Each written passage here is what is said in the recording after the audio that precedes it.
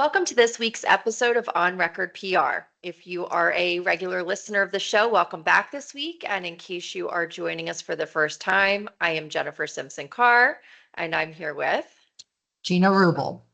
Hi, Gina. Hello. Good morning, Jennifer. So today is Monday, May 19th, and we are diving into one of the most sensitive and high stakes areas of law firm PR, communications during a major litigation.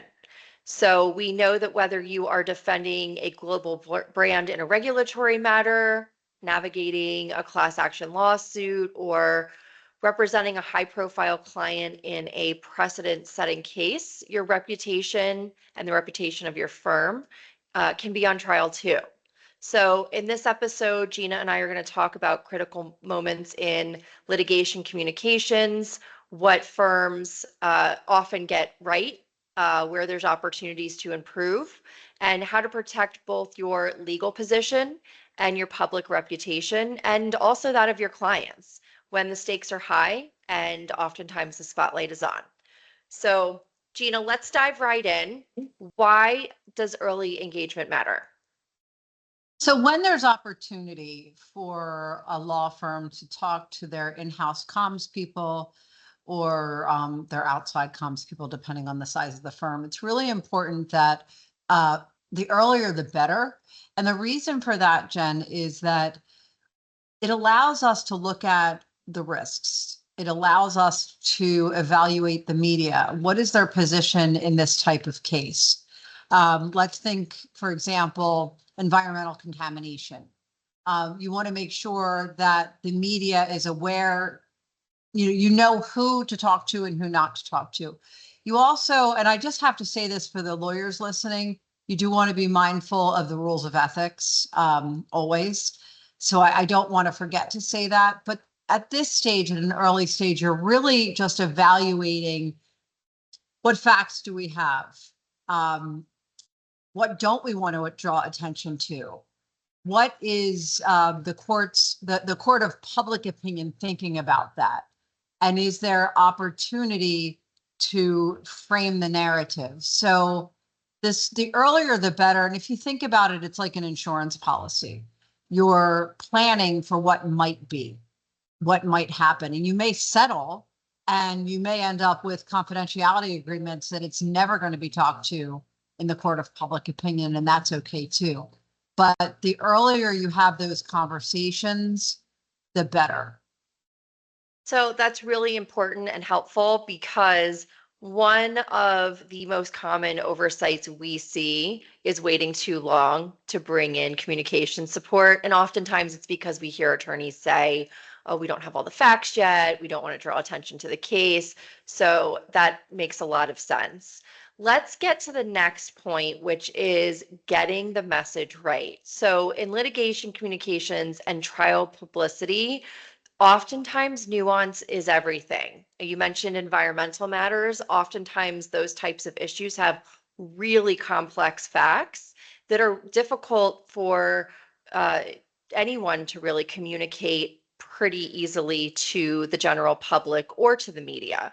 So how can firms and their clients strike the right balance between legal precision and helping ensure public clarity when developing messages around these litigation matters? And for those watching, I'm looking for something for a quick second. Here it is. So it's interesting, Jen, because I'm reading Terry Sussblatt's book. I'm showing it to those of you who are watching on video, but for those of you listening, it's called Say It Well, Find Your Voice, Speak Your Mind, Inspire Any Audience. And he was a speechwriter for Barack Obama. And the reason why I'm bringing up his book, and hopefully we'll have him on the podcast very soon, but he has a whole section on talk like a human. And it's so interesting you just said that because I just finished this chapter and it's about talking to the people. And what I like to say to lawyers is when you're talking to the media, you're talking to the general public. And it's the same thing as when we learned in law school to speak to the jury. So you don't want to use jargon, complex language, legalese. You want to make it easy for people to understand. And what's in the reason why I mentioned Terry's book is in chapter 9, he just really hits it home. Like be gone or double negatives, use positive language. And I just love the way he positions it. So I want to give him a shout out for that. But it's really important to remember, even in something like environmental litigation or complex injury cases, anything when you're talking about healthcare. Oftentimes, we as lawyers are, when we're talking to experts, we have to use very complex terminology. Think about the doctor's appointment when the doctor talks about, think about it this way. You have a kid and they say, oh, your child has conjunctivitis. Like, huh? They have pink eye, right? It's so speaking in everyday language is really going to help to get the message right and also know who the audience is. So you're going to develop a core message as a law firm getting ready to litigate based on the likely scenarios. If it's settled, if it doesn't settle, if it, how it could play out. Ensuring that those messages align with the legal arguments without getting too confusing. You talk to the general public.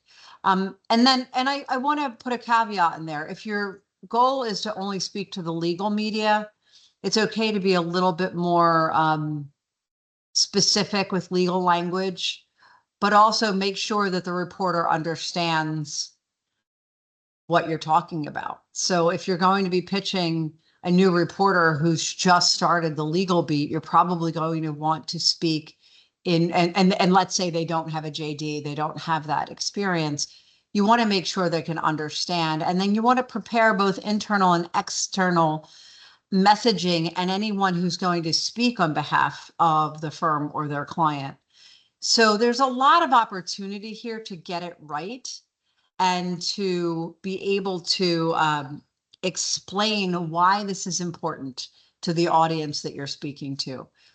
Does that get to the core of what you were trying to ask, Jen? Yes, absolutely. And I think the scenario piece also talks to the planning ahead, which you mentioned earlier, so that you can map out the likely scenarios and be at the ready with potential next steps and messaging rather than being reactive when the next step happens. So, absolutely. And I should mention, it's also, there are times where saying nothing is the best strategy, but please never say no comment. Saying no comment always gets you in trouble. It's funny because when I hear no comment now, I always envision you saying no comment is the equivalent of a lawyer running down the courthouse steps with a briefcase next to their face. So that's a great example, Jen, of how using visuals in your language, something that people can see and relate to. I've said that for years. I feel like I'm a broken record when I say it, so that's why I don't say it anymore. But it's funny that you said that because it just reminds me that that visual lasted for that long.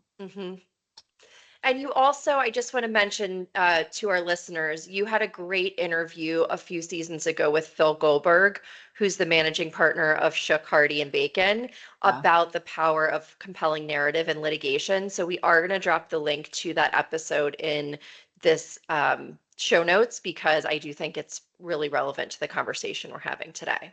Good point. And Phil was great to talk to. So last point we want to hit today is media and public engagement in real time. So the media is 24/7, 365. We know it does not stop at this point.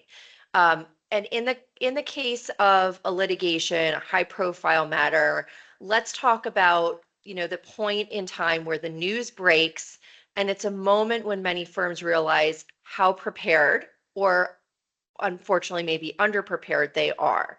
What are the key characteristics of a solid litigation communications plan so when that moment strikes, law firms are ready? Well, it's interesting. A litigation communications plan is very similar to a crisis or incident response plan. So the very first thing you want to have is who is your rapid response team. You need to know who can speak, who cannot speak on behalf of the client.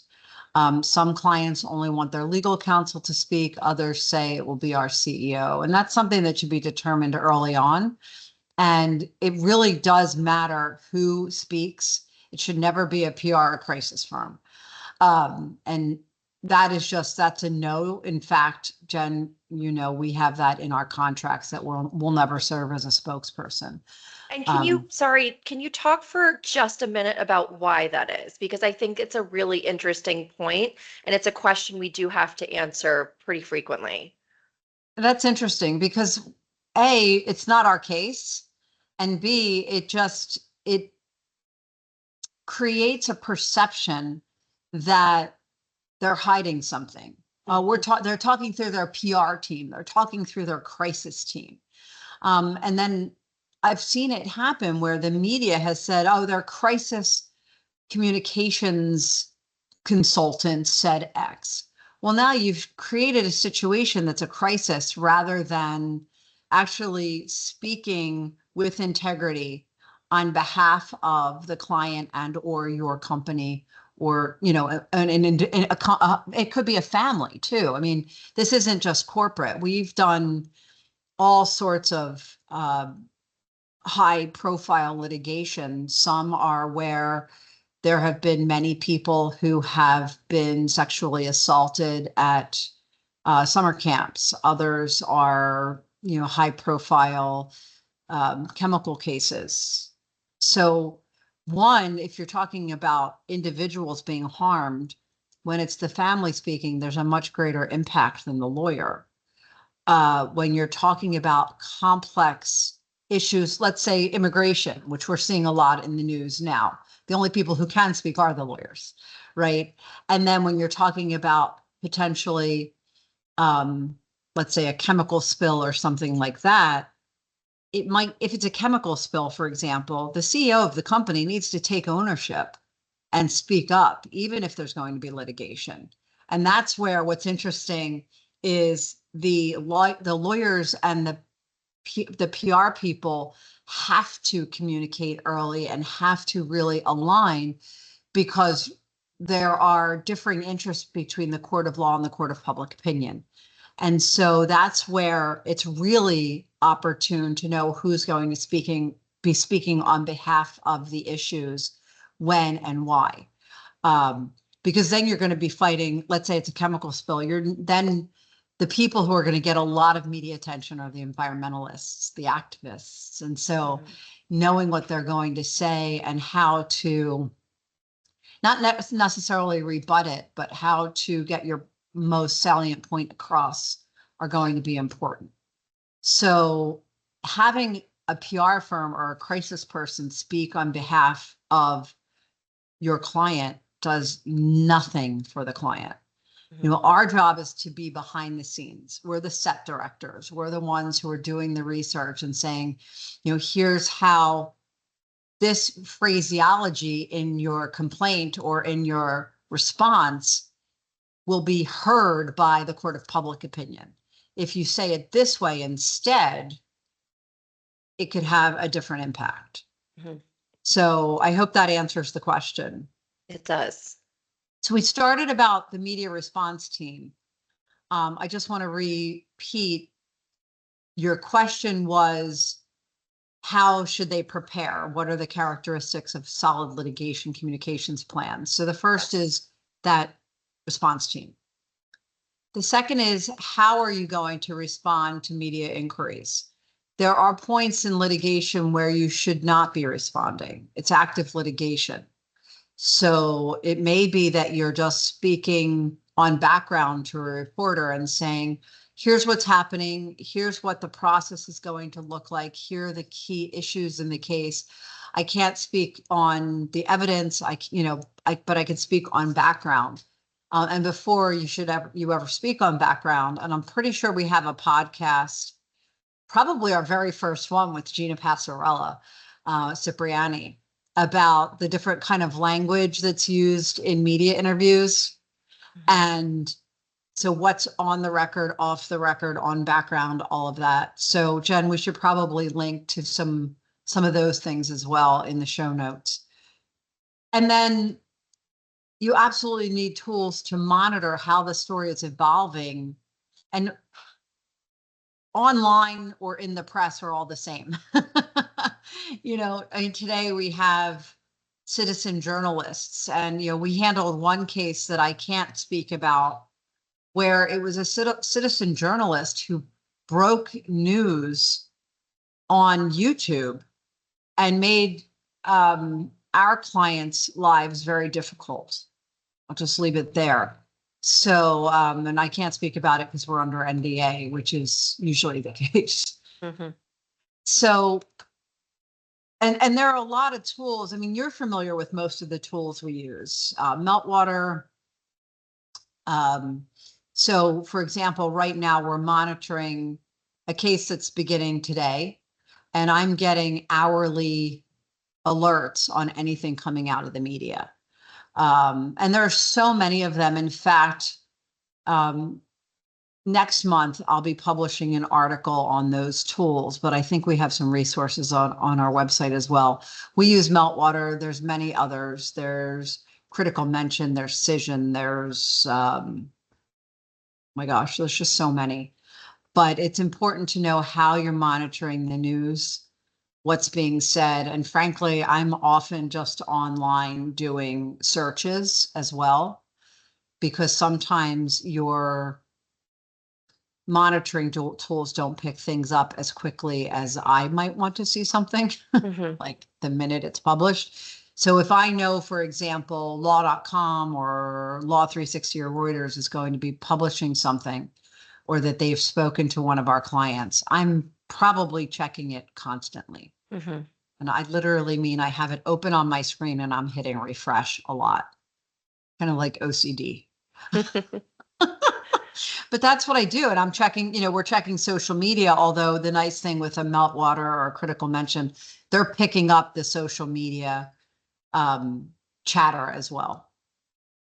So social media has become a really big part of the way humans receive information. And we're learning more and more about certain generations using it as a search platform, right? Going into Instagram or others and actually searching for news and information. So can you just talk briefly about the risks and or opportunities that exist through these platforms as it relates to the litigation we're talking about? Well, there's definitely both risks and opportunities. For example, we've helped some firms correct false narratives, protecting themselves from organized attacks, humanizing their clients, and engaging with communities, all while staying in the bounds that are legal and ethical. So a good example of that is during the 2016 election. I'm sorry, I'm like 2016. Wow, it's almost 10 years ago. We had a client that was politically attacked by one of the by followers of one of the candidates who dropped out of the race. But it was really ugly, and we had to make sure that we stayed on top of it. And that was a case where it could lead to litigation. So it wasn't necessarily litigation per se, but it could lead to litigation. And we had to be really careful.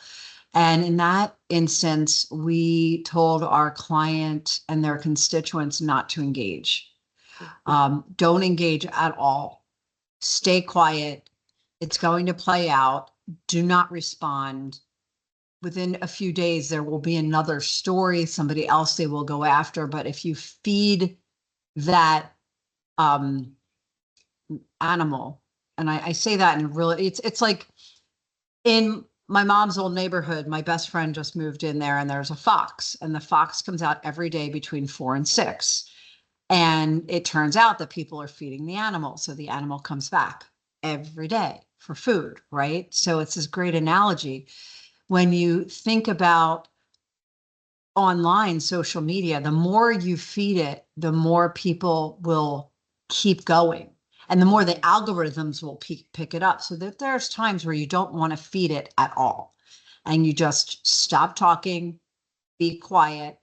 I also tell our clients, don't look at social media because people are nasty. They will say the worst things. They will tell lies. They will create, I mean, now with generative AI, they can create fake images and the things that are out there, it's pretty scary. In fact, this morning before we got on, I was reading the United States Supreme Court opinion from last week in that deals with the Venezuelan immigrants here in the US that the administration wants to deport.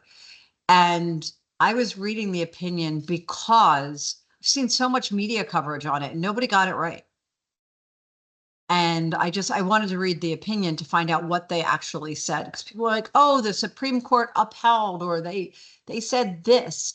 And for purposes of headlines, we have gotten lazy as a world. I say it myself, like I tend to read headlines and if the headline doesn't catch my attention, I don't read any further. Well, that's the same thing with social media. The very first statement is the headline and if it resonates, people will read further. But oftentimes people believe only the headline and don't read any of the details. So social media is one of those places where you really do need to be careful.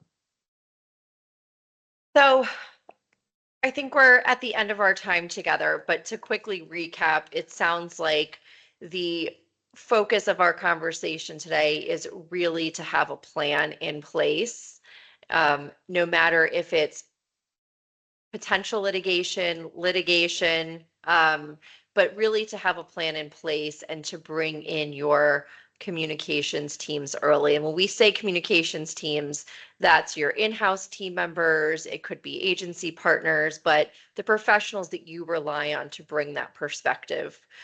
So thank you to our listeners for joining us today. If you found this episode helpful, please subscribe and share it with your colleagues and consider leaving a review on iTunes. We very much appreciate those. We also appreciate the feedback and ideas you continue to share. If you have some, please send them to us at podcast@onrecordpr.com, and we will see you again next week. Take care, everyone.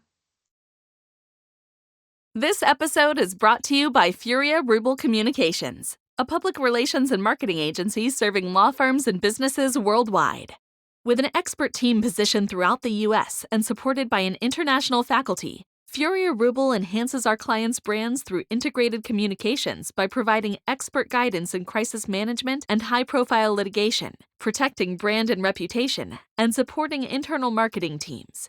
To learn more, visit furiarubel.com. On Record PR is produced by Jennifer Simpson-Carr and Matt Henderson, with support from the team at Furia Rubel Communications. This episode is edited by Isabel Horan and Christian Yamula. Visit www.onrecordpr.com for resources and more information.